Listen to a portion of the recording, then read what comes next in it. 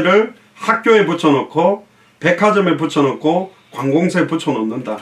그게 가장 멍청한 짓이라고 이 사람이 막 핏대를 쏩니다. 그 이유가 뭐냐? 건프리존이라는 그 말을 듣고 총을 안 가지고 들어가는 사람은 법을 잘 지키는 사람만 안 가지고 간다. 그럼 건프리존에 이 무법자들, 사람을 죽이거나 사람들을 침탈할 목적으로 총 갖고 들어가면 아무도 그 사람이 총을 쏘는 동안 제압할 수 있는 게 없게 되지 않겠냐. 그래서 이 사람 주장은 뭐냐? 모두 다 총을 무장시키는 것이 더 안전하다. 이제 이런 이야기를 하는 거죠.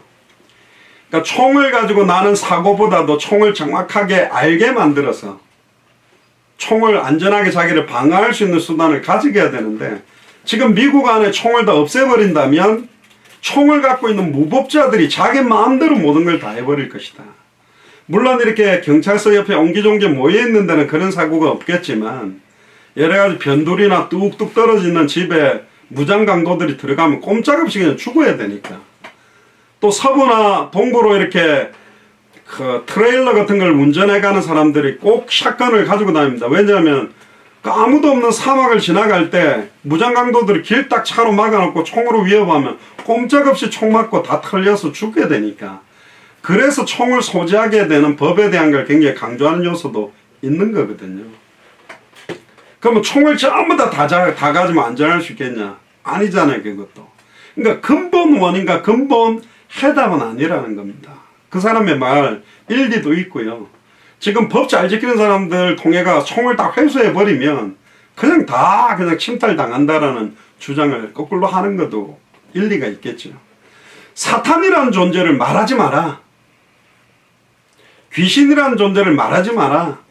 종말에 대한 이야기를 말하지 말라가 아니라, 사탄은 가장 중요한 거를 양치기 소년 이야기처럼 계속 이상한 귀신론, 이상한 종말론, 이상한 구원론을 가지고 성경이 말하는 정확한 구원, 성경이 말하는 정확한 종말, 성경이 말하는 정확한 귀신의 실체를 모르게 만드는 전략들이 더 강하다. 그러니까 정확하게 성경대로 알고 믿는 이 사람들에게 마지막 때에 굉장한 책무와 의무가 그들에게 있습니다. 다시 오실 그리스도의 시간표를 우리가 앞당긴다면 누가 뭔데 앞당기냐? 하나님은 자기의 때에 자기대로 오는 것이지. 하나님은 무소부지하고 변함이 없지만 때에 따라서는 마음을 돌이키시기도 하고 희석의 죽음을 연장시키기도 하고, 복음을 위해서라면, 생명운동을 위해서라면, 말씀운동을 위해서라면, 제자운동을 위해서라면 진실로 속히 오시기를 원하고 도적같이 오기를 원한다는 게 하나님의 뜻입니다.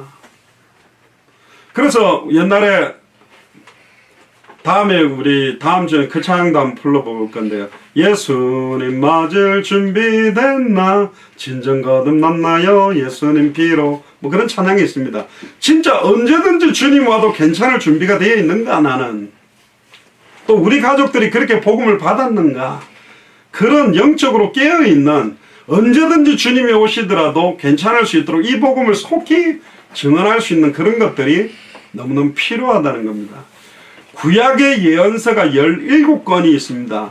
창세기로부터 천지창조를 하고 계시록이 끝이 아니라 창세기 안에도 종말론이 들어있고요, 출애굽기 안에도 종말론이 들어있고, 모든 성경마다 종말론적인 각도, 하나님의 심판과 진노, 그러나 완전한 회복, 이 땅에서의 회복이 아닌 천국에서의 회복이 모든 서신서 안에도 성경 안에 다 들어있습니다. 구약의 예언사라고 말하는 것이 17권입니다. 이사야, 예레미야, 에가, 에스겔, 다니엘, 호세아, 요엘, 아모스, 오바댜, 요나, 미가, 나훔, 하박국, 스바냐, 학개, 스가랴, 말라기. 이 예언서를 선지서라고도 부르기도 합니다. 그러니까 대선지서, 대예언서는 5권입니다. 이사야, 예레미야, 에가, 에스겔, 다니엘. 소예언서, 소선지서는 12권입니다. 호세아, 요엘, 아모스, 오바댜, 요나, 미가, 나훔, 하박국, 스바냐, 학개, 스가랴, 말라기. 전에도 말씀드렸습니다. 구약 39권을 3등분으로 뚝뚝 자르면 어떻게 달라지냐? 누가복음 24장 44절에 모세와 선지자들의 글과 시편이 나에 대한 글이다. 모세의 글, 모세오경, 창세기, 출애굽기, 레위기, 민수기, 신명기. 그리고는 여기는 제사장들에 대한 이야기를 강조하고 있고요. 대선지서, 소선지서는 선지자들이 예언했습니다. 선지자에 대한 이야기고, 나머지 시편과 역사서, 열왕기상하, 역대상하는 왕들에 대한 이야기입니다. 구약 성경 39권의 핵심도 선지자들의 이야기, 제사장들의 이야기, 왕의 이야기예요. 삼중직분에 대한 이야기를 하고 싶은 것이 구약 성경의 핵심입니다. 그래서 구약 성경의 주제가 뭐냐? 오실 메시아. 다윗 왕이 일어나도 안 된다. 사탄을 이기려면 참된 왕이 필요한다. 아론이 일어나서 얼마나 우상 만드는데 앞장섰냐. 짐승의 피 가지고는 안 된다. 참된 제사장, 자기의 피로 단 한 번의 제사로 과거, 현재, 미래 모든 지와 저주를 해방시킬 참 제사장이 와야 된다. 수많은 선지자들이 거짓 예언을 했다. 진실했던 선지자들도 일시적으로 하나님의 음성을 전했지만, 누구든지 주의 이름 부르면 단번에 영원히 하나님을 만나게 하는 참 선지자는 없었다. 참 선지자, 참 제사장, 참왕, 이 세 가지 직분을 하나로 합한 이름이 메시아입니다. 기름 부음 받은 자, 히브리어로 메시아, 헬라어로는 그리스도. 누구냐? 예수님이 바로 그리스도다. 이게 66권의 핵심이거든요, 사실은. 특히 이 대예언서, 소예언서, 이 안에는 이스라엘의 멸망과 함께 이 지구적인 멸망, 역사의 완전한 마지막의 멸망에 대한 기록들도 기록하고 있습니다. 최근에도 지금 뭐 중국에 보니까 홍수가 나가지고 어마어마하게 많은 사람들, 일본도 지금 비가 얼마 전에 부산도 보니까 지금 막 엄청난 비가 왔던데요. 지금 기상이변 현상입니다. 저도 지난주간에 운전을 하는데, 제가 태어나서 지금까지 한 50인데 그렇게 비가 많은 거 처음 맞아봤어요. 그것도 한 1시간 동안. 제가 운전 좀 하는데요. 운전 잘하거든요. 아, 옆으로 세워야 되겠다 싶더라고요. 3m가 안 보여요. 막 비가 막 치는데요. 금방 물이 막 15cm, 20cm 바퀴 반 이상이 잠길 정도로 막 이렇게 집중적으로 내리는데, 게릴라성 집중호우라 그랬는데 그 정도가 아니고, 와, 막 나무가 쓰러지고 막 비바람에 천둥번개에 비가 얼마나 몰아치는지. 보통 막 번개 번쩍번쩍 치면요, 회개기도 하거든. 저도 회개가 되더라고요. 저는 여기서 가면 안 됩니다. 아직은 아닌 것 같습니다. 그래서 보통 회개를 하는데, 와, 얼마나 비가 오는. 지금 기상이변 현상에다가 첫째 난리와 지진과 홍수와 전쟁의 소문, 지금 코로나에다가 미국은 지금 또 막 그 흑인 문제 때문에 데모하고, 한국은 지금 서울시장이 지금 자살을 했어요. 뭐 성추행이 맞는지 안 맞는지 나는 모르겠는데, 어쨌든 이 생을 끊었단 말이에요. 참 우리나라가 너무 안타까워요. 대통령도 자살하고, 국회의원도 노회찬 국회의원도 자살하고, 박원순 시장도 자살했는데, 참 이분들은 어떤 누구보다도 진실하게 살려고 했는데 거기에 자기의 부끄러운 면이 있어서 그렇게 선택을 했을 수도 있고, 어쨌든 많은 사람들을 리드한다는 사람들이 너무너무 안타깝게 간단 말이에요. 또 그걸 보고 막 비웃고 조롱하고, 사람들이 이렇게 악해요. 왜 이렇게 됐죠, 사회가? 인터넷 기사를 제가 미국에서 이렇게 보면, 야, 한국이 왜 이렇게 가지? 너무너무 있어요. 지금 너무너무 혼란 상태에 있어요.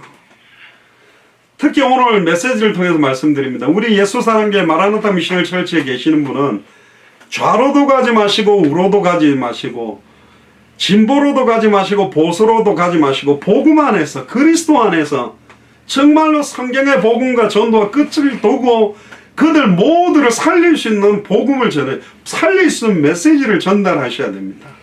지금 이게 얼마나 혼란 시대가 왔는지 몰라요. 특히 이사야서에 보면 그 종말에 대한 그 날이라는 말을 42번이나 다른 예언서보다도 가장 많이 쓴 게 이사야입니다. 그날입니다. 이스라엘의 종말에 대한 예언을 1장부터 12장까지 했고요. 우리가 쭉 최근에 봤던 열방, 이스라엘 주변의 다른 모든 강대국이든 작은 나라든 모든 열방에 대한 심판도 13장부터 23장까지 왔습니다. 놀랍지 않습니까? 애굽을 통해서 하나님이 말씀하셨다면 강대국이니까, 미국을 통해서 말씀하신다면 강대국이니까 그렇지만, 아무도 신경 안 쓰고 맨날 신탈당하고 고통받고 있는 이스라엘의 이사야라는 사람에게 각 나라의 흥망성쇠의 시간표에 대한 답을 다 줬다는 겁니다. 그 이사야가 누구의 예표냐? 참 선지자 예수 그리스도의 예표요. 그리고 참 선지자에 대해 선지자의 비밀을 알고 복음을 전하는 만인 선지자 직분, 만인 제사장 직분, 만인 왕 직분을 가진 사람도 동일한 그런 은혜 속에 있는 거라니까요. 너무너무 보잘것없고 미약한 우리들에게 전 세계 나라를 살릴 수 있는, 각 사람들을 살릴 수 있는 답을 우리에게 두셨다는 겁니다. 그리고 오늘 24장부터 27장까지는 세상에 대한 종말을 예언하고 40장에서 66장 끝까지는 또 종말에 대한 걸 더 강조합니다. 그러니까 대선지서, 소서지서 17권을 16명이 기록했거든요. 예레미야 애가도 예레미야가 기록했기 때문에 모두 다 세상에 대한 종말을 이야기하고 있다.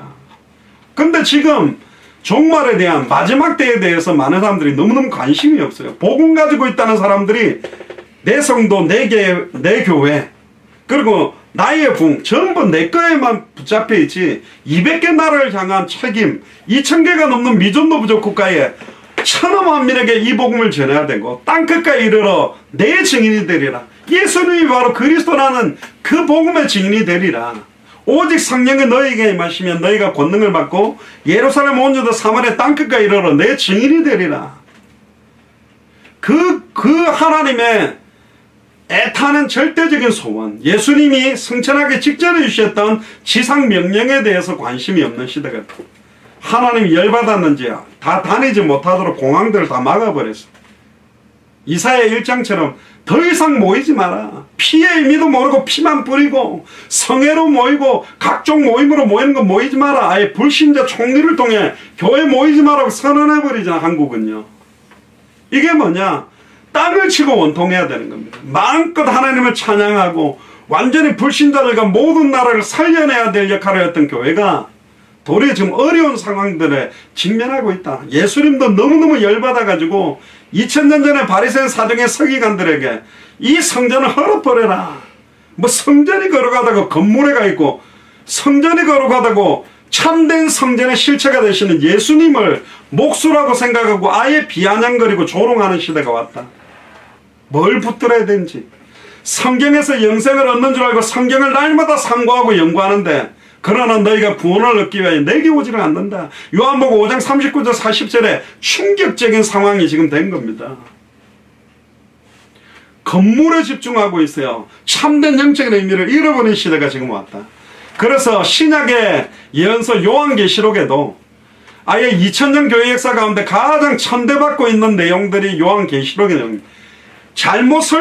가장 잘못 설교하는 책도 요한계시록. 근데 이 요한계시록 안에 굉장히 중요한 의미들이 사실은 다 담겨 있어요. 사실은 요한계시록 1장 1절에서 3절과 요한계시록 22장 18절에 19절을 보면 시작과 끝에 대한 답이 있다니까요. 이 예언의 말씀을 읽는 자, 듣는 자, 지켜 행하는 자가 복을 받는다.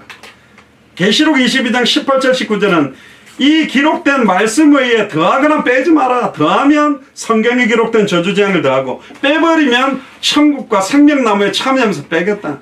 결국은 말씀을 마지막 때에 어떻게 읽고 있냐, 어떻게 듣고 있냐, 어떻게 지켜 순종하고 행하고 있느냐가 계시록 1장부터 22장 사이에 일어나는 수많은 환란을 이겨내는 비밀이 그 안에 들어있다. 그걸 이겨내게 하기 위해서 하나님이 남겨둔 소수의 사람들이 있다는 겁니다. 하나님의 심판 가운데서도 죄를 지은 사람들은 하나님의 심판대 앞에서는 두려워 떨고 지옥으로 떨어지게 되겠지만 우리는 하나님 앞에 우리의 무죄함이, 우리가 끝까지 이 믿음을 지켰음이 만방 앞에 드러나는 거예요. 심판을 통하여 정말로 죄가 있는지 없는지가 밝히 드러나는 시간표가 온다는 겁니다. 그게 그날입니다. 성경에는 예수님의 초림에 대해서는 360번을 성경에서 말합니다. 근데 충격적인 것, 재림에 대해 다시 오실 그리스도에 대해서는 1560번을 기록하고 있습니다. 근데 강단에서 성경의 그 다시 오실 그리스도에 대해서는 말하지 않는 거죠. 일부러 말하지 않을 수도 있고 흑암 온동 공허가 덮여서 복음의 강체가 가리워서 영광의 복음의 강체를 선명하게 비추지 못하도록 눈이 어두워져서 육안만 열려서 목회자들과 수많은 선교사들과 리더들이 이 땅에서 누리는 부귀영화와 어떤 면에서는 거름더미를 덮어쓰고 거기에 만족하기 때문에 다시 그리스도가 빨리 오는 건 별 의미가 없고 안 오는 게 훨씬 나은 것처럼 생각하고 있는지도 모르는 겁니다. 초림 예수님에 대한 설교는 많이 해도 다시 오실 그리스도에 대한 설교가 너무너무 줄어든 시간표가 지금이다. 그래서 하나님의 영으로 충만했던 16명의 선지자들이 예언서 17권을 기록하면서 한결같이 종말에 대한 심판과 경고를 말하는 겁니다.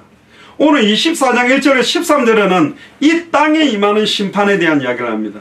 인간에게 재앙을 내리기 전에 땅에 먼저 저주가 내리는 겁니다. 아담과 하와가 하나님의 언약을 어기고 사탄에게 속아서 죄를 짓고 난 다음에 너로 말미암아 땅이 저주를 받게 된다. 사람 때문에 땅이 저주를 받습니다. 사람이 참된 복음을 회복하게 될 때는 땅과 환경이 축복을 받게 된다니까요. 사막에도 깨어있는 사람들이 가면 사막에도 채소를 심어서 아예 그냥 젖과 꿀이 흐르는 땅으로 만들 수 있지만 영이 죽어버리면요, 아무리 비옥한 옥토에 살아도 그 옥토가 황무지로 바뀌어버립니다. 10가지 재앙에서도 고센 땅에 살고 있었던 이스라엘 민족이 있을 때는 그 땅에는 하나님이 일부러 재앙을 안 내리는 것처럼 정말로 예수를 그리스도로 알고 있는 한 사람의 역할들이 얼마나 큰 것인가, 그 사람들이 지금 잘 모르고 있습니다. 지금 각 지역에서 깃발 들고 있고 정말로 이 복음 때문에 다시 오실 그리스도를 바라보며 오직 성경의 복음, 오직 성경의 전도, 오직 성경의 끝을 놓고 기도하는 그 한 사람들의 기도가 그 지역을 유지하게 만들고 있고 그 지역에 임해야 될 저주재앙을 막고 있는지도 모릅니다. 아까 제가 카톡방에도 올렸는데요, 오늘은 드디어 그 스피커를, 오늘은 제가 스피커를 커가지고 설치를 못하고 그냥 맨 목소리 하는데요, 가지고 가서 이제 세팅을 한 겁니다. 세팅하고 있는데 가니까 어떤 분들이 막 이런 요만한 봉지에다 뭐 음식을 나눠줘요. 그러니까 한 10명 정도 앉아 있더라고요. 아, 저분들도 음식을 나눠주는 분인가 보다 하고 저희 자리에 가서 세팅을 하는데 그 10명이 저희 쪽으로 온 거예요. 그러니까 이분들이 당황을 한 거예요. 나중에 알았더니 한국 목사님 부부더라고요. 뭐 12광줄인가 이렇게 보니까 이렇게 음식 같은 거 이렇게 나눠주고 이렇게 하는 분인 것 같아요. 그렇게 와가지고 언제부터 이거 하신다고 그래서 저희들이 5, 6개월 전부터 했다고. 그러니까 본인은 10년 전부터 여기하고 몇 군데를 다니는데 그동안 코로나 때문에 이렇게 못 나오게 됐는데 둘째 주, 넷째 주에 10시마다 여기 와서 음식을 여러 이렇게 좀 주고 있다고 그러더라고요. 그래서 그러시냐고. 저희들은 음식을 주려고 모이는 게 아니고 이 사람들 제가 주중에요, 한 분 자기 연락처 준다고 지갑을 열기를 갑자기 지갑이 이렇게 두꺼워요. 안에 한번 열어보니까 100불짜리가 한 대여섯 장, 20불짜리 내가 좋게 봐도 5, 600불이에요. 그래서 내가 속으로 내보다 낫네. 당신들이 나를 도와줘야 되겠구먼. 그하고 웃었거든요. 그래서 제가 그 목사님 사모님한테 그랬죠. 이분들 보니까 저희들이 냉커피나 마스크를 줘도 잘 안 먹는다. 스타벅스 아이스커피 사갖고 먹더라. 또 이 사람들이 하루만 반나절 만에 막 100불, 그러니까 한국 돈으로 12만원. 그러니까 이 사람들이 되게 뭐 음식이 부족해서 있는 사람은 아닌 것 같다. 그래서 저희들은 이들이 복음을 잘 모르고 예배 축복을 못 누려서 현장에서 예배를 하려고 한다. 그러니까 그러시냐. 그래서 이제 교통 정리를 좀 하면 좋겠다는 이야기를 하셔서 그러면 10시에 하시라고 저희들이 11시에, 저희들은 매일 월요일부터 금요일까지 전도를 하고 토요일 현장 예배를 얘기를 하고 있던 거 알겠다 이렇게 가시더라고요.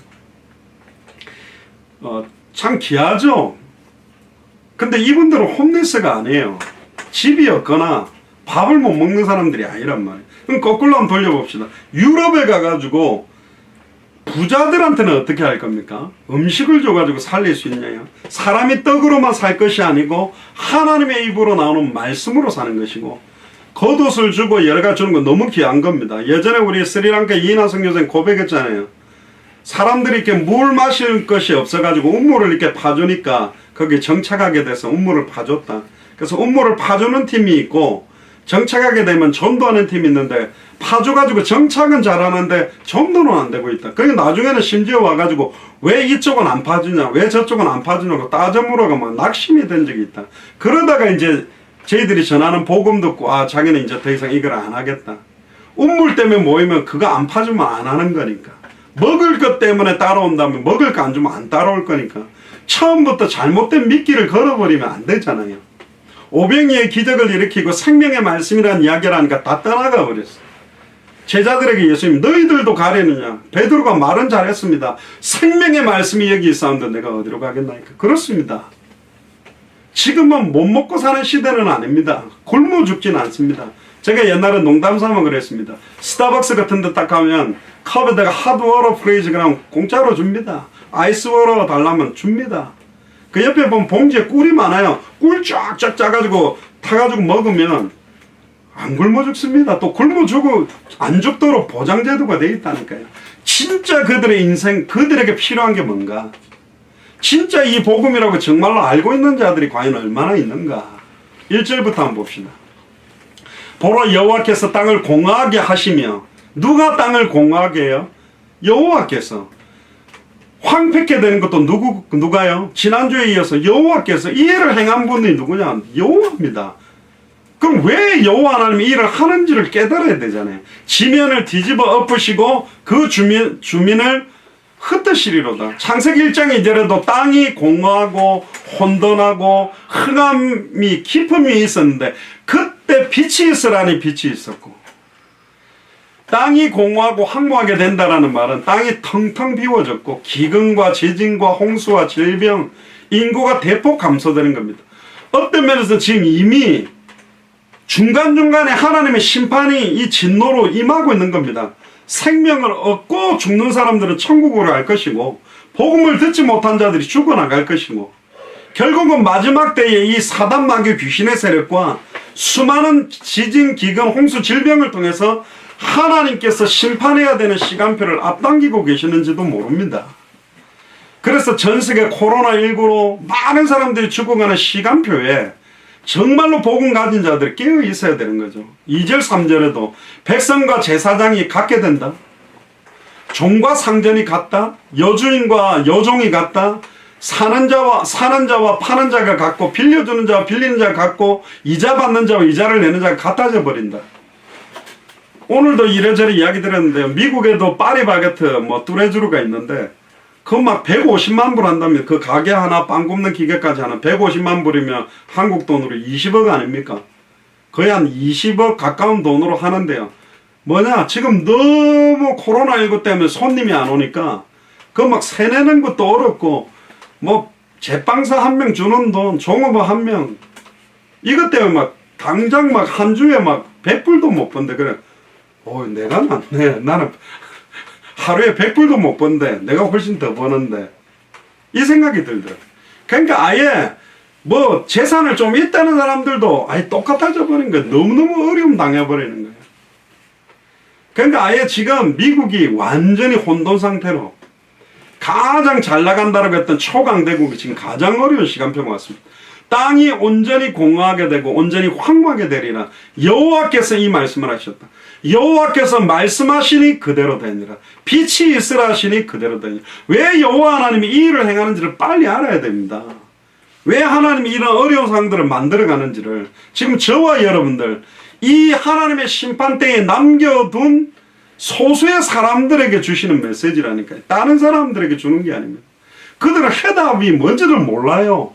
예수님을 엘리야라고 믿고 신비운동, 은사운동, 방언, 병 고치고 귀신 쫓아내는 데 집중하는 사람들이 너무 많은데, 예수님을 예레미야처럼 아예 박해주의하고 먹을 거, 옷 갖다 주고 막 이런 거에 집중만 하고 있는 사람이 너무 많은데, 예수님을 세례요한인 것처럼 인권운동하고 사회개혁운동하는 데 집중하는 사람 너무 많은데, 예수님을 선지자 중에 하나처럼 채식운동하고 예언운동하는 데 집중하는데, 주는 그리스도시요 살아계신 하나님의 아들이십니다. 예수님이 왜 그리스도로 오셨는지, 왜 하나님의 아들이신지, 이 고백 앞에 왜 천국 열쇠를 주며 음부의 권세가 이기지 못하며 네 반석 위에 교회를 세워주겠다는 약속이 왜 오는지, 그들을 향한 메시지라고 봐야 됩니다. 지금 여러분들과 저희를 향한 메시지인 겁니다. 주목해야 될 게 뭐냐? 이 재앙은 그 누구도 예외가 될 수가 없다. 모두 다 이 저주 재앙에 함께 들어가는 겁니다. 그러니까 모두가 고통을, 비가 오면 예수를 잘 믿는 사람도 맞고 안 믿는 사람도 맞잖아요. 이 저주 재앙을 모두 다 격도로 가면서 남겨둔 소수에게 하나님 앞에 부르짖는 참된 기도가 시작되고 참된 복음을 전하기를 원하는 소원들이 들어있는 겁니다. 그러니까 여러분들은 너무너무 중요한 사람들이라니까요. 여러분들 지역에서 진짜로 중요하다니까요. 여러분들이 기성교회 다니거나 불신자들 만나보세요. 무슨 당대 세공입니까? 무슨 맨날 입만 열면 예수님, 그런 사람 없어요. 차별 없이 이 황무함과 공허함이 모든 사람에게 임한다는 겁니다. 4절 5절에 보면 땅이 슬퍼하고 쇠잔하며 세계가 쇠약하고 쇠잔하며 세상 백성 중에 높은 자가 쇠약하며, 트럼프 대통령이 완전히 비참하게 지금 됐죠.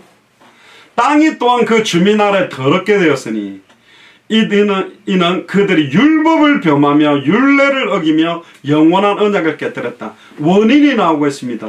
땅이 저주받게 된 원인 세 가지를 지적합니다. 첫 번째가 율법을 범했다. 죄 문제다. 율법이란 말은 히브리어로 토라라고 그러는데 가르치다라는 겁니다. 하나님의 가르침, 그 가르침의 핵심이 뭔지를 몰라요. 다시 오실 메시아, 그리고 다시 오실 예수 그리스도, 초림 예수와 재림 예수에 대한 시작과 끝에 대한 전체를 보고 있어야 되는데 끝을 알아야 돼요. 그게 방향입니다. 나의 달려갈 길과 주 예수께 받은 사명, 이 은혜의 복음 전하는 일을 마치는 내 생명을 걸어도 후회함이 없는 방향을 보고 우리는 가고 있지 않습니까? 그런데 이 방향을 다 잃어버렸어요. 두 번째는 규례를 어겼습니다. 율례라는 건 율법을 보다 더 구체적으로 해석해서 행동할 수 있는 행동 수칙 같은 걸로 만들어 놓은 거거든요. 세 번째는 뭐냐? 영원한 언약을 일방적으로 파괴했어요. 영원한 언약이 뭐죠? 메시아 언약입니다. 피 언약입니다. 전에 말씀드렸죠. 언약이라는 단어는 히브리어로 베리트라고 그러는데 가르다, 자르다, 홍해가 갈라지는 거, 바위를 깨뜨리는 거, 예수님이 몸을 찢으시는 거, 휘장이 위에서 아래로 찢어지는 거, 짐승을 반으로 갈라서 쪼개놓고 그 사이에 계약자가 계약을 맺음으로 네가 이 계약을 어길 경우는 이 짐승을 반을 쪼개서 벌려놓은 것처럼 네 몸도 쪼갤 것이다. 목숨을 걸고 지켜야 되는 약속의 피언약입니다. 그런데 결국은 이 언약을 일방적으로 일방적으로 영적인 이스라엘인 복음을 알고 믿고 순종하는 자들이 이 언약에 대한 관심을 잃어버렸다는 겁니다. 그래서 로마서 2장 12절에 13절에 보면 물은 율법 없이 범죄한 자는 또한 율법 없이 망하고 물은 율법이 있고 범죄한 자는 율법으로 말미암아 심판을 받으리라. 하나님 앞에서는 율법을 듣는 자가 의인이 아니요 오직 율법을 행하는 자라야 의롭다 하심을 얻으리니. 결국은 율법을 안다. 율법을 완성하신 분이 그리스도거든요. 율법도 하나님의 말씀입니다. 많은 사람, 그러니까 너희들이 율법으로 시작했다가 복음으로 시작했다가 왜 율법으로 마치느냐? 그 율법의 완성에 대한 걸 놓쳤기 때문에 율법을 통하여 정죄를 받고 저주를 받는 거예요. 율법은 100% 지킬 수도 없고 지켜도 구원받을 수 없습니다. 율법을 완성하신 예수님을 나의 그리스도로 알고 믿고 영접해야만 구원받도록 주신 겁니다. 율법을 주신 목적은 뭐냐? 죄인이구나 나는. 이 땅에 의인은 없나니 하나도 없구나. 하나님 앞에 인정받을 육체는 없구나. 이걸 정확하게 깨닫도록 하기 위해서 주신 게 율법입니다. 누가복음 16장 16절에 보면 율법과 선지자는 요한의 때까지요. 그 후부터는 하나님 나라의 복음이 전파되어 사람마다 그리로 침입하느니라. 여기는 침입한다라고 되어 있지만 그 말은 뭐냐? 빨리 그 속으로 들어오는 것이다. 도피처 피난처로 들어가듯이 율법과 선지자는 요한의 때까지입니다. 예수님이 회개하라 천국이 가까웠다고 선언한 이후로부터는 하나님 나라의 복음, 예수를 그리스도로 믿어야만 구원받을 수 있는 겁니다. 누가복음 24장 44절에 또 이르시되 내가 너희와 함께 있을 때에 너희의 말한 바 모세의 율법과 선지자의 글과 시편에 나를 가르쳐 기록된 모든 것이 이루어져야 된다. 마태복음 5장 17절에 20절에 내가 율법이나 선지자나 폐하러 온 줄 생각하지 말라. 변화산상에서 예수님과 엘리야와 모세가 나타났는데 이 엘리야가 선지자의 대표, 율법을 받았던 모세가 율법의 대표자로 나타나는 겁니다. 근데 마태복음 17장 1절부터 8절에 보면 엘리야도 사라지고 모세도 사라지고 오직 예수만 남았더라. 율법도 사라지고 선지자도 사라지고 오직 예수만, 오직 그리스도만 남았다. 오직 참 선지자만, 오직 참 제사장만, 오직 참 왕만이 사탄 문제, 죄 문제, 하나님과 단절된 문제를 완전케 하고 끝낼 수 있다는 겁니다. 아멘입니까? 폐하려 온 것이 아니라 완전케 하러 왔다. 율법의 1.1획도 떨어지는 거 반드시 다 이루어질 거다. 그러면서 강조합니다. 이 계명 중에 지극히 작은 거라도 하나 버리고 그 사람을 가르친 자는 천국에서 지극히 작다 일컬음을 받을 것이요, 누구든지 이 일을 행하며 가르치는 자는 천국에서 크다 일컬음 받을. 말만 가지고 하는 것이 아니다. 성경의 복음을 말로 하는 게 아니다. 성경의 복음을 증인으로 쓰는 것이고, 성경의 전도를 말로 하는 게 아니라 성경의 전도의 증인으로 쓰는 것이고, 성경의 끝을 말로만 하는 것이 아니라 성경의 끝에 증인으로 써야 된다. 그러면서 강조합니다. 내가 너에게 이르노니 너희 의가 서기관과 바리새인보다 더 낫지 못하면 결코 천국에 들어가지 못하리라. 완성된 복음을 받은 사람이 율법 지키는 사람 수준에서 지키고 있는 것도 못하냐? 너희 착한 행실을 보고 하나님께 영광을 돌리게 해라. 착한 행실이 뭡니까? 막 빵 나눠주는 겁니까? 라면 이렇게 같이 나눠 먹고 콩 한 쪽도 10명 옷 막 나누는 거, 그거는 기본이죠. 그리스도로 옷 입게 만들고 생명의 떡을 전달하는 겁니다. 진짜 착한 게 뭐죠? 단번에 영원히 하나님을 만나게 하는 것보다, 단번에 영원히 죄와 죄에서 영원히 해방받도록 하는 것보다 착한 일이 어디 있습니까? 일평생 사단에게 매여 종로로 나는 자들에게 영원한 해방을 주는 게 더 착한 거 아닌가요? 옛날에 제가 전도 훈련하는 데 있을 때 사랑의 리퀘스트 열린 음악회 PD가, 담당 PD가 왔었어요. 전진국 PD라는 분인데 지금도 하는지 모르겠는데, 자기 딴에는 굉장히 좋은 프로그램도 만들었다 하더라고요. 그분하고 대화하면서 너무너무 좋다. 골수를 빼고 신장을 빼고 뭐 안구를 빼고 뭐 여러가지 장기를 줘서 생명을 연장시켜서 서로가 막 감없다고 하지만 너무 좋은데, 몸을 불사르게 내어줄지라도 내게 있는 것으로 네게 주노니 영원한 생명을 주지는 못하거든요. 결국 그렇게 생명을 연장시켜도 120년입니다. 우리가 전하는 것은 영원한 생명을 전하는 것입니다. 할렐루야입니까? 영원한 임마누엘의 비밀, 죄와 저주에서 해방되어 진리를 알지는 진리가 우리를 자유케 하고 일평생 사단에게 매여 종로로 다는 자가 참된 자유와 승리를 누리게 만드는 거라니까요. 묶어놨던 망아지를 풀어놓으면 벌떡벌떡 뛰듯이, 묶어놨던 개를 풀어놓으면 발닥발닥 뛰다니듯이 마음껏 하나님을 찬양할 수 있도록 참된 자유함을 주는 것. 6절에 보세요. 그러므로 저주가 땅을 삼켰고 그 중에 사는 자들이 정죄함을 당하였고 땅의 주민이 불타서 남은 자가 적도다.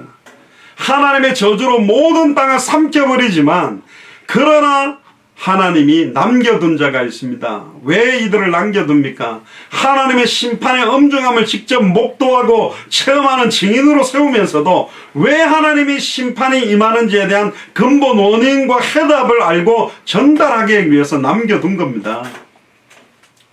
7절 8절에 보면 새 포도주 즙이 슬퍼하고 포도나무가 세잔하며 마음이 즐겁던 자가 다 탄식하며 소고치는 기쁨이 그치고 즐거워하는 자의 소리가 그치고 수금 타는 기쁨이 그쳤다. 모든 평상시에 늘 잔치하고 즐기던 게 다 끊어져 버린 거죠. 저희들도 오늘 현장 마치고 그 커피숍에 갔는데 안에서 마셔본 건 처음입니다. 그것도 몇 명만 들어가게 만들어요. 예전에는 그냥 커피숍 안에서 시원한 데서 그냥 커피 마시는 게 뭐 대단한 건가 했는데 다 막아놓고 못 들어오게 만들었는데 그거 하나 다 똑같습니다. 지금 시간표, 노래방에서 노래도 못하게 다 막히죠. 뭐 클럽에서 춤추다가 막 퍼져가 다 막히죠. 학교도 다 막히죠. 모든 게 다 막혔어요. 지금 이사회가 말하는 시대가 그때 시간표와 함께 2020년 지금 이번 주간에 우리에게 하는 똑같은 말이라니까. 9절을 보세요. 노래하면서 포도주를 마시지 못하고, 술 마시는 노래방이겠죠. 노래하면서 포도주를 마신다. 독주는 그 마시는 자에게 쓰게 될 거다. 옛날에는 마시면 달달하다는 그 막 녹는다 했던 술이 이제 쓰다는 거죠. 왜 그렇습니까? 결국은 하나님의 진노 때문에 그렇습니다. 10절부터 12절에 보면 약탈을 당한 성읍이 허물어지고 집마다 닫혀서 들어가는 자가 없고 포도주가 없으므로 거리에서 부르짖으며 모든 즐거움이 사라졌으며 땅의 기쁨이 소멸되었다. 옛날에는 술 담배 하면 기뻤는데, 옛날에는 막 클럽 가면 기뻤는데, 막 하면 기뻤는데 이제는 안 기쁜 시간표가 온 거예요. 성읍이 황무하고 성문이 파괴되었다. 모든 게 다 무너졌어요. 13절에 중요한 말이 나옵니다. 세계 민족 중에 이런 일이 있으리니. 할렐루야.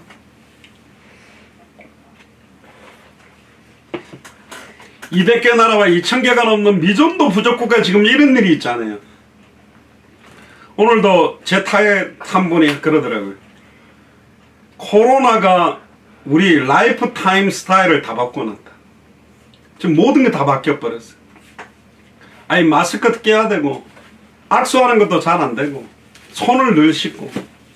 좀 웃긴 이야기 하면 제가 무점이 있거든요. 군대 생활 4년 6개월 하면서 지금까지 저를 따르던 무점이 없어졌어요. 왜 없어졌냐? 하도 세니타이저를 손에 많이 바르고 다녀서 그런지 모르겠는데, 이거 틀어맞고 이거 하다 보니까 요즘 감기도 안 걸리는데, 뭐 이제 잡다한 병은 걸리지도 않아요. 왜? 워낙 다 막아 놓으니까.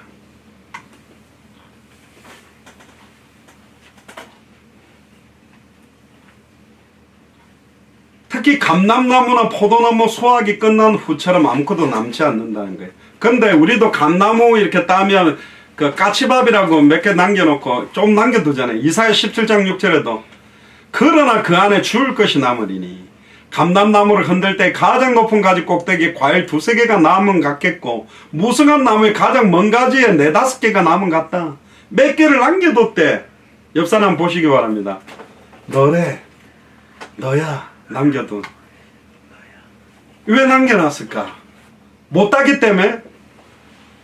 뭐 옛날에 뭐 제사하는 사람들도 이거 먼저 안 마시고 그냥 뭐 귀신한테 뿌린다고 뿌리고 또 마시지 않습니까? 하나님이 왜 이걸 남겨놨냐?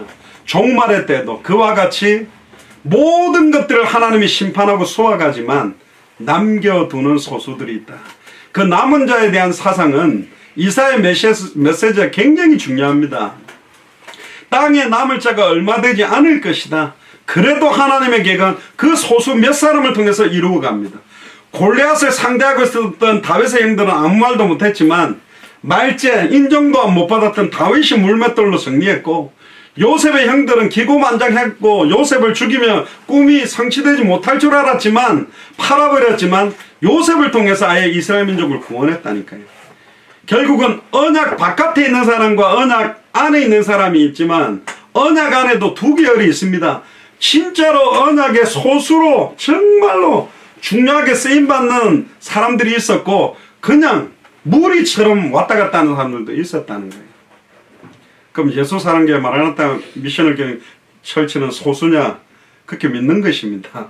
그럼 모르겠어요. 하나님 편에서 보실 때 어떨지는 모르겠는데 늘 강단에서 복음만, 이 복음이 모든 것이며 그리스도가 모든 것이며 그리스도 안에 하늘과 땅의 모든 것들이 통일되어 있고 그리스도 아니면 아니다. 그리스도만으로 기뻐하고 그리스도 때문에 행복하고 그리스도가 다다라고 믿는다면 그런 소수일 것입니다. 그러나 그날이 언제일지는 모릅니다. 근데 예수님이 사람의 몸을 입고 오셔서 마태복음 24장 1절에서 14절에 말씀하십니다. 근데 재미난 이야기를 먼저 하세요. 1절 2절을 보세요.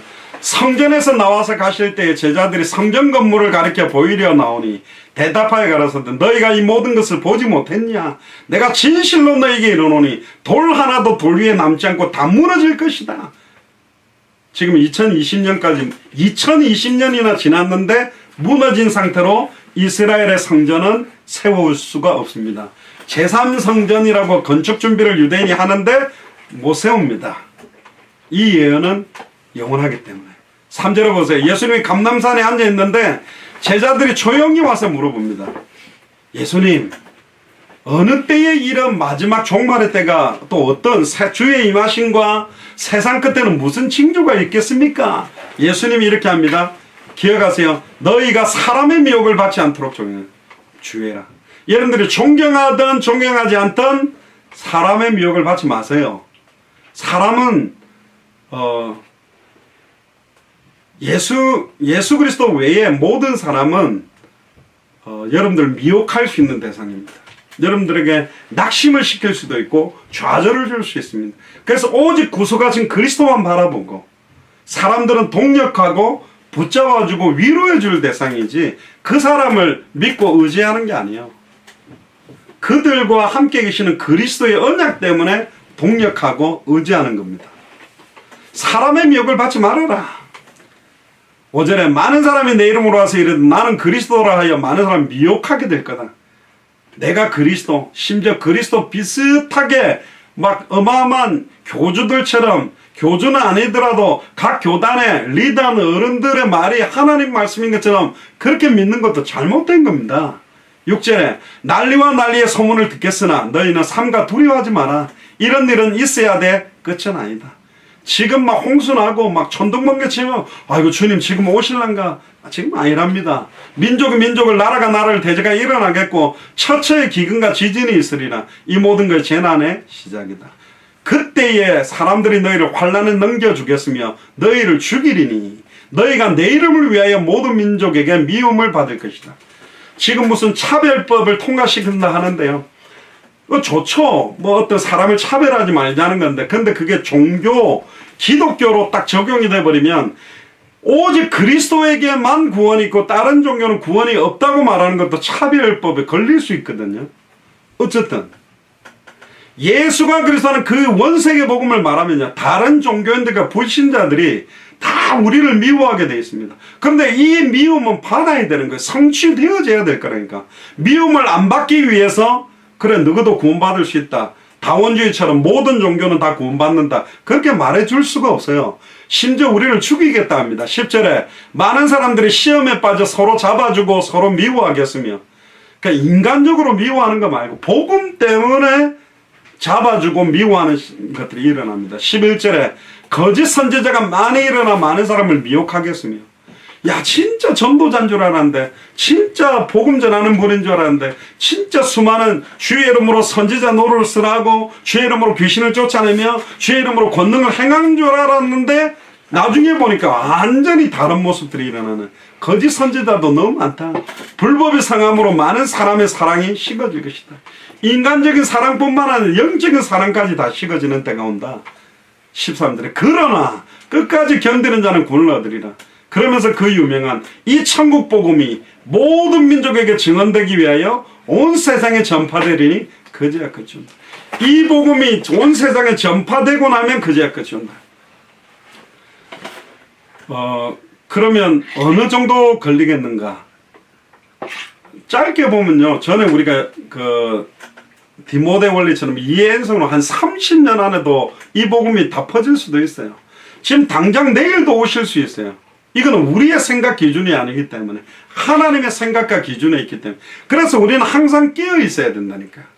아이고 한 100년 내가 살아있는 동안 안 올 거니까 나는 이 땅에 소망을 두고 죄 많은 이 세상은 내 집이네. 모든 정을 이 땅에 두고 모든 안목의 정욕 이생의 자랑을 다 이 땅에 두고 살아가라고 하는 인생이 되면 안 됩니다. 이사야 선지자도 마지막 날에 그런 징조가 있을 것이다 계속 강조했습니다. 계시록 18장 4절에도 내 백성아 거기서 나와 그의 죄에 참여하지 말고 그의 받을 재앙을 받지 말아라. 괜히 거기 들어가고 완전히 같이 무너져서 망하는 사람들 너무 많거든요. 그러다가 24장 14절에 16절에는 이제는 갑자기 하나님께 영광 돌리는 이야기가 나옵니다. 무리가 소리를 높여 부를 것이며 여호와의 위엄으로 말미암아 바다에서부터 크게 외치리니. 6절과 13절에 언급한 이 남겨진 사람 하나님의 심판 속에도 그 땅 위에 남겨진 소수의 사람들이 소리를 높여 심판하시는 하나님 환호할 거라는 거예요. 그러니까 하나님을 대적하고 복음 하나님의 언약을 잃어버린 사람들에게는 하나님의 심판이 두려운 날이 되지만 우리는 남겨둔 소수의 사람들은 하나님께 영광 돌리고 환호하는 날이 될 것이다. 왜 그렇습니까? 그들에게는 심판의 날이지만 우리에게는 완전한 구원의 영원한 구원 속으로 영화의 단계로 들어가게 되는 날이기 때문에 그렇습니다. 우리가 붙잡았던 언약이 맞다. 정말로 오직 예수가 그래서 이 복음을 위해서 사는 것이 맞다라는 게 만방 앞에 드러날 날이 될 것이기 때문에 우리는 찬송할 수 있는 날이 된다는 겁니다. 15절에 그러므로 너희가 동방에서 여호와를 영화롭게 하여 바다 모든 섬에서 이스라엘 하나님 여호와의 이름을 영화롭게 하라. 이스라엘의 여호와의 이름, 구약에서 여호와의 이름이라고 나오면 바로 예수님이 그리스도라는 그 이름의 비밀입니다. 영접하는 자 곧 그 이름을 믿는 자들에게는 하나님의 자녀가 되는 권세를 주셨다. 요한일서 5장 11절 13절에 또 구원받은 증거는 이것이니 아들에게만 생명이 있는데 아들이 있는 자는 생명이 있고 아들이 없는 자는 생명이 없다. 하나님의 아들의 이름을 믿는 너에게 영생이 있음을 알게 하려면 이름을 굉장히 강조합니다. 내게 주신 아버지의 이름으로 내 이름으로 구해라. 왜 예수님이 그토록 이름을 에스겔서에도 보면 세계 열방 앞에 더럽혀진 내 이름을 정결케 하고 회복시키는 날이 올 것이다. 그게 십자가의 죽음과 부활로 예수님이 그리스도라고 깨끗하게 선포하고 정결하게 전달하는, 순수하게 전달하는 시간표가 바다 모든 섬에서 동방에서 여호와 하나님을, 이 동방 그러니까 이걸 이제 우리 대한민국이 동책에 있어서 동방 이렇게 많이 억지로 막 하는데요. 뭐 이랬던 저랬던 어쨌든 이스라엘 하나님 여호와 이름을 영화롭게 하는 시간표가 오는 것이다. 결국 하나님의 심판 속에 땅 위에 남겨준 소수의 사람들을 통해서 2020년을 살고 있는 우리를 통해 200개 나라 2000개가 넘는 미전도 부족 국가를 우리에게 축복의 땅으로 남겨둔 겁니다.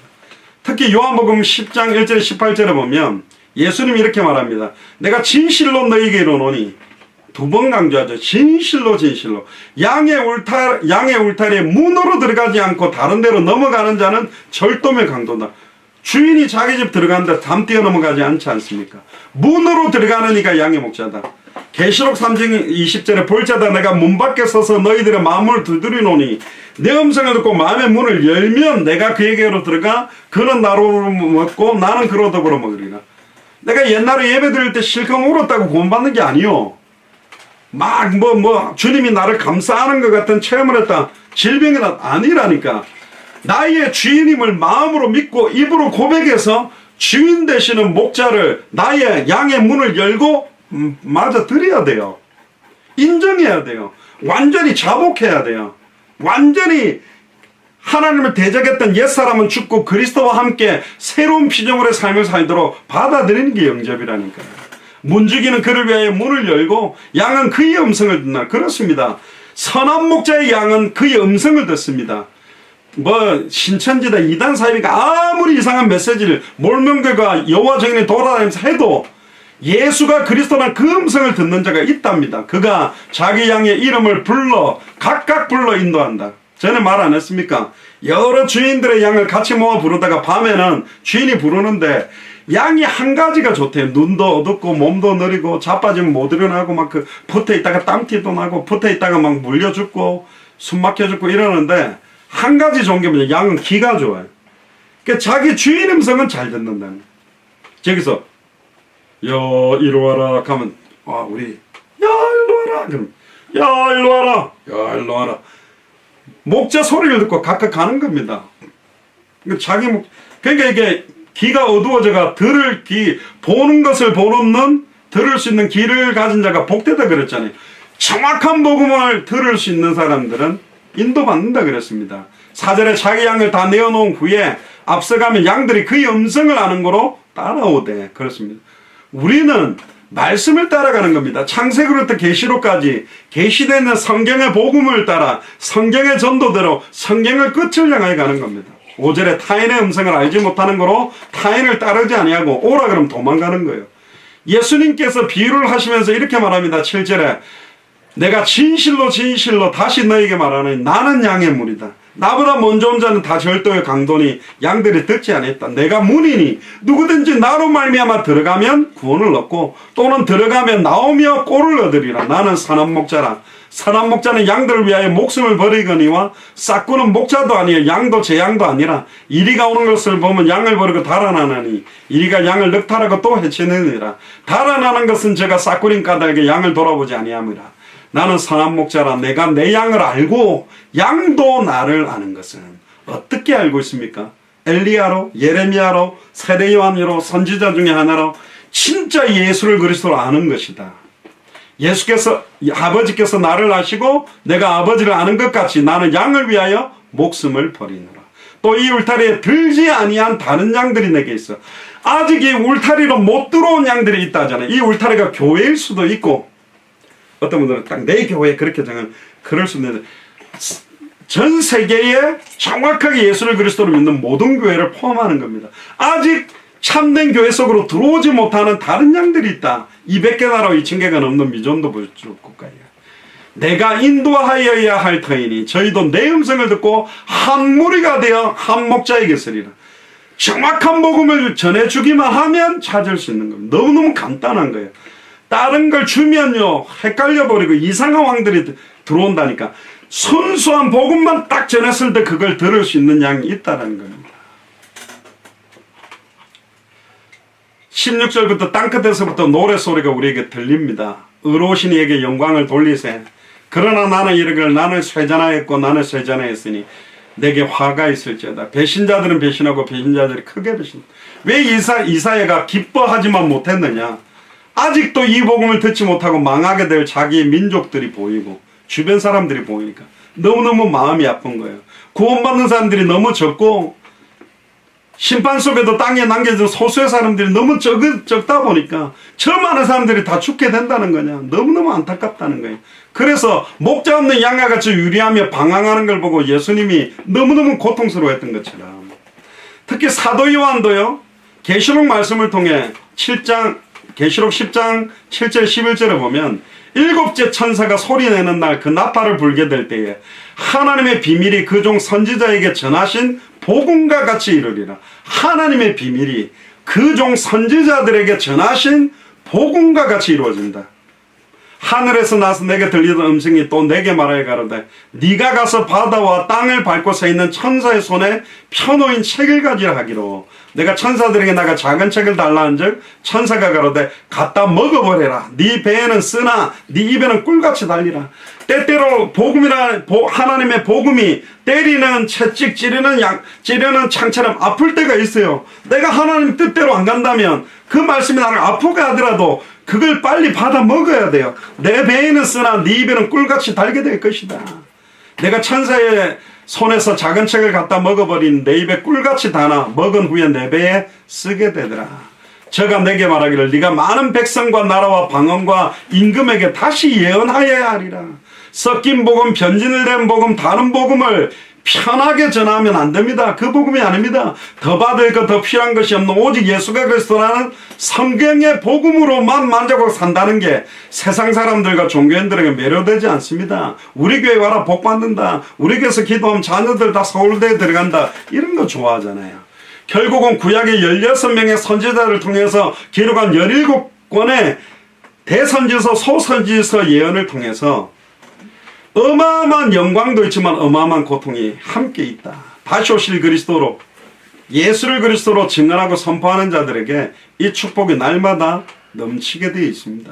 우리가 어떻게 살아야 됩니까? 결론입니다. 우리 앞에 일어나는 수많은 일들이 있습니다. 그러나 하나님의 절대적인 주권에서 진행되고 있기 때문에 두려워할 필요가 없고요. 특히 마지막 23절에 그때 달이 수치를 당하고 해가 부끄러워하리니 이는 만군의 여호와께서 시온산과 예루살렘에서 왕이 되시고 그 장로들 앞에 영광을 나타낼 것이다. 이거는 초림 예수 그리스도의 언약과 재림 예수 그리스도의 백보자 심판 때를 이중적으로 예언하고 있는 것입니다. 십자가에서 수치와 능력의 십자가인 줄 아는데 영광의 부활로 모든 것들을 끝내버리셨고 지금도 보좌에서 모든 것들을 다스리고 계십니다. 계시록 22장 1절에 7절에도 천국에 대한 표현을 합니다. 또 제가 수정같이 맑은 생명수의 강을 내게 보이니 하나님과 및 어린 양의 보좌로부터 나서, 이 어린 양이 바로 예수 그리스도입니다. 길 가운데 그러더라. 강 좌우에 생명나무가 있어. 아담과 하와 때 있었던 그 생명나무가 천국에도 그대로 있는 것입니다. 12실과를 맺히도록 달마다 그 실과를 맺히고 그 나무 잎사귀는 만국을 소성하기 위하여 있더라. 다시는 저주가 없고 하나님과 그 어린 양의 보좌가 그 가운데 있으리니 그의 종들이 그를 섬기며 그의 얼굴을 볼 것이요 그의 이름도 저희 이마에 있으리라. 다시는 밤이 없겠고 등불과 햇볕이 쓸 데가 없나니 이는 주 하나님이 저희에게 비추시며. 할렐루야. 이제는 태양도 불빛도 필요 없다. 하나님이 우리에게 비추어 주시겠다. 저희가 세세토록 왕노릇하리라. 또 그가 내게 말하되 이 말은 신실하고 참된지라. 주곧 선지자의 영의 하나님이 그의 종들에게 결코 속히 될 일을 보이시려고 그의 천사를 보내셨더라. 보라 내가 속히 오리니 이 책의 예언의 말씀을 지키는 자가 복이 있으리라. 다시 오실 그리스도를 바라보면서 하나님의 심판 속에 땅 위에 남겨진 소수의 사람을 향하신 하나님의 소원, 하나님의 뜻, 하나님의 계획을 찾고 순종하는 삶을 사는 게 신앙생활입니다. 그게 뭡니까? 마태복음 28장 16절에서 20절, 사도행전 1장 8절, 마가복음 16장 15절 20절, 땅끝까지 이르러 증인되는 일, 천하 만민에게 복음을 전하는 일, 모든 족속의 제자 삼는 일, 마태복음 24장 14절에 이 천국 복음이 모든 민족에게 증언된 이후에 끝이 오기 때문에 그 방향을 향해 우리는 호흡하고 밥 먹고 잠자고 일하고 공부하고 오늘도 살아가는 것입니다. 이 예배도 그래서 당대 세계복음화를 위한 예배인 겁니다. 우리는 이걸 위해 살고 있습니다. 아직까지 저와 여러분들이 생존하고 있다는 것 자체가 우리를 통해 성취시킬 말씀이 있어요. 우리가 기도하면 응답될 기도가 있다니까. 우리를 통해 이루실 생명운동, 말씀운동, 제자운동이 있다는 사실을 알고 이번 한 주간도 새롭게 다시 오실 그리스도의 시간표를 바라보며 하루하루를 의미 없게 보내지 마시고 참된 의미를 회복하고 영적 전쟁하고 생명운동을 놓고 제자운동을 놓고 말씀운동을 놓고 기도하게 되기를 주의 이름 축복합니다. 기도하겠습니다. 주는 그리스도시요 살아계신 하나님의 아들이시나이다. 하나님의 심판 속에 땅 위에 남겨진 소수의 사람들을 향한 하나님의 말씀을 대응케 하시니 감사를 드립니다. 한 분 한 분을 축복하시고 단 하루를 살아도 무엇 때문에 살아가야 되는지에 대한 참된 의미들을 다시 재무장하는 시간표가 되기를 소원하고 지금도 우리의 기도 때문에 우리의 기도를 필요로 하고 있는 수많은 나라의 수많은 선교사님들과 수많은 제자들이 있습니다. 기도를 쉬는 죄를 범치 아니하도록 날마다 영적 싸움에 승리하도록 축복하여 주시옵소서. 감사를 드리며 승리하신 주 예수 그리스도 이름으로 기도드리옵나이다. 아멘.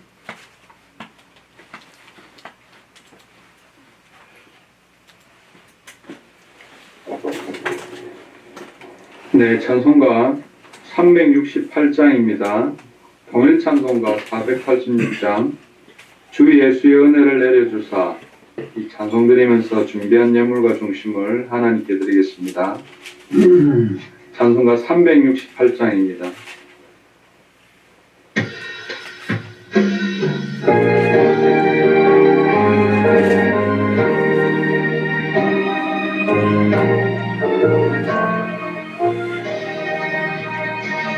주 예수여 은혜를 내려주사 고충 많게 하옵소서. 이 줄이고 목마른 나의 맘에 주 성령을 부으소서. 주 예수여 충만한 은혜 내 영혼에 부으소서. 주 예수만 나의 힘돼 곧 내 만족함 됩니다. 주 예수여 죄에서 풀어주사 날 정결케 하옵소서. 이 세상의 유혹이 나의 맘에 틈 못하게 하옵소서. 주 예수여 충만한 은혜 내 영혼에 부으소서. 주 예수만 나의 힘돼 곧 내 만족함 됩니다. 옛 감사와 신음하던 그 믿음을 주